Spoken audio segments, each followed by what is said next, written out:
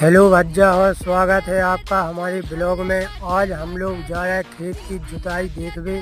तो देखो भज्जा हो जे हल्के थैला में जब मूंग रही और जे बोई में वेदा रहे जिब्बो गए और इतने बचे हैं जो चल रहा अपने खेत में ट्रैक्टर और जी पछुआ थोड़े कल्टीमीटर पर विशेष पका के थोड़े जो भज्जा हुआ वही हाल दांत में पड़े हुए। तो ठीक है भज्जा, बाय बाय। सब जन है हमारे चैनल का सब्सक्राइब कर दो और साथ में चैनल को घंटा भी दबा दो।